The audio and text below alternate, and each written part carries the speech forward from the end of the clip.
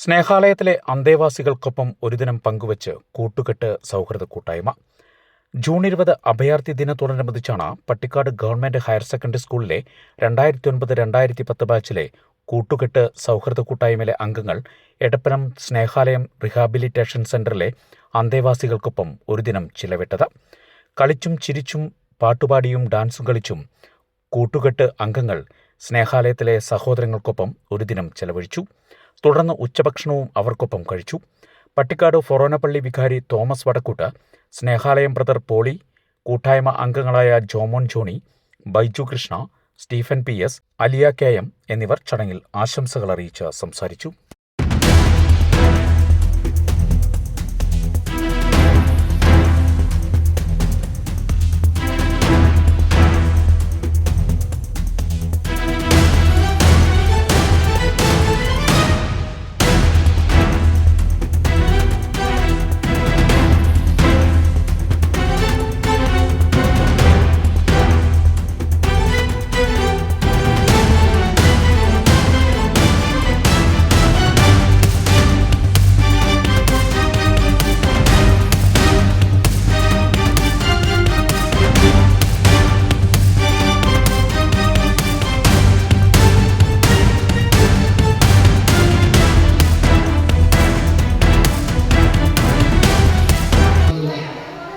ഇപ്രകാരം ഉള്ള ഹൗസുകളെന്ന് അവരോടുകൂടി ഭക്ഷണം കഴിക്കാനായിട്ട് അവരെ സന്തോഷിപ്പിക്കുന്ന രീതിയിലുള്ള കാര്യങ്ങൾ ചെയ്യാനായിട്ട് മുൻകൈയെടുത്തത് വളരെ അഭിനന്ദനാർഹമാണ്.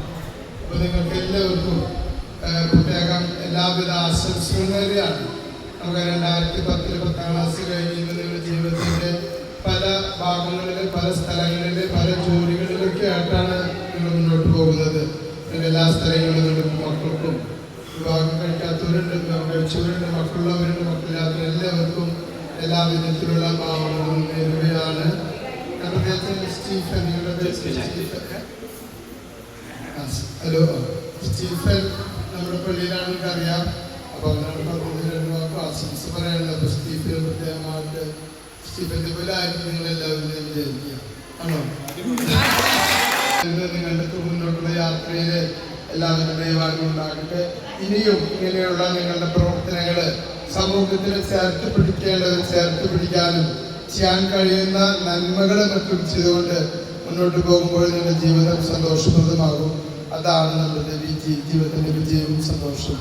എല്ലാവർക്കും ഈ ദിവസത്തിൻ്റെ മകൾ ഒരുമിച്ച് കൂടാനും സൗഹൃദം പങ്കുവയ്ക്കാനും ഒക്കെ ഇനിയും അവസരങ്ങൾ ഉണ്ടാകട്ടെ എന്ന് ആശംസിക്കുന്നു.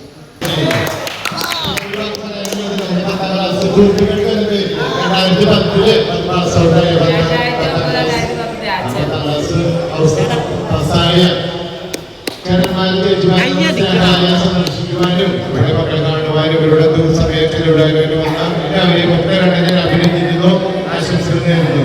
ഇനിയുള്ള കൂട്ടായ്മകള് വളരട്ടെ എന്ന് ആശംസിക്കുകയാണ്. ഇനിയുള്ള സൗഹൃദങ്ങളും കൂട്ടായ്മകൾ വളർന്ന് സ്വഭാവമായിട്ടുള്ള ഇടമായി തീരുവാൻ നമ്മുടെ ഭൂമി അങ്ങനെ തീരുവാനായിട്ട് ഞാൻ ആഗ്രഹിക്കുന്നു. ഇതിന് പ്രവർത്തനാവരെയും അഭിനന്ദിക്കുകയും പ്രത്യേകം ആശംസകൾ നേരുകയും ചെയ്യുന്നു.